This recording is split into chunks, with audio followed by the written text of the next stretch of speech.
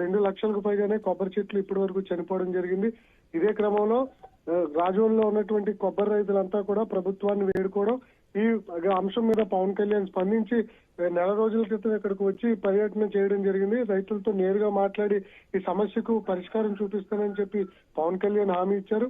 హామీ ఇచ్చినటువంటి సందర్భంలో ఇవాళ వర్చువల్ గా ఏదైతే శంకరగుప్తం డ్రైన్ సముద్రం నుంచి ఆటుపోట్ల వల్ల ఈ డ్రైన్ లోకి సముద్రపు వాటర్ వచ్చి ఆ సముద్రపు వాటర్ అంతా కూడా కొబ్బరి చెట్టు తోటల్లోకి వెళ్లడంతో కొబ్బరి చెట్లు గ్రౌండ్ లెవెల్ నుంచి కూడా చనిపోతున్నటువంటి సందర్భంలో ముందుగా ఈ శంకరగుప్తం డ్రైన్ యొక్క సమస్యను పరిష్కరించే ఉద్దేశంతో పవన్ కళ్యాణ్ ఈ 20,77,00,000 అంచనా వ్యయంతో ఈ పనులకు శ్రీకారం చుట్టడం జరిగింది.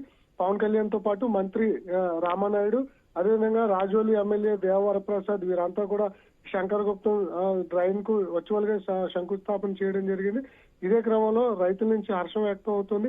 ఈ శంకరగుప్తం డ్రైన్ కి అంటే అటు ఇటు వాల్స్ నిర్మించడం, డ్రైన్ పూడికితీత కార్యక్రమం మొదలైన తర్వాత ఉప్పు నీరు అనేది కొబ్బరి తోటలోకి వెళ్లకుండా నివారించగలిగితే చాలా వరకు కొబ్బరి రైతుల యొక్క సమస్యకు పరిష్కారం లభించినట్లు అవుతుంది. ఒకవేళ ఇంకా కొబ్బరి చెట్లు చనిపోయేటువంటి పరిస్థితి కనిపిస్తే తదుపరి ప్రభుత్వం ఏం చేయాలన్న దాని మీద పవన్ కళ్యాణ్ ముందుకు వెళ్లేటువంటి అవకాశం కనిపిస్తుంది. ఇచ్చినటువంటి హామీని పవన్ కళ్యాణ్ నిలబెట్టుకున్నట్లయింది ఈ శంకుస్థాపన కార్యక్రమంతో. అయితే పూర్తిగా ఎప్పటిలోగా ఈ కార్యక్రమ పనులు ముగుస్తాయనేది ఇంకా క్లారిటీ రావాల్సింది.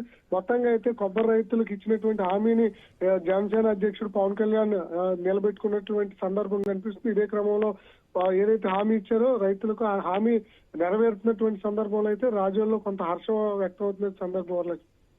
Right, thank you Ganesh, thanks for the updates.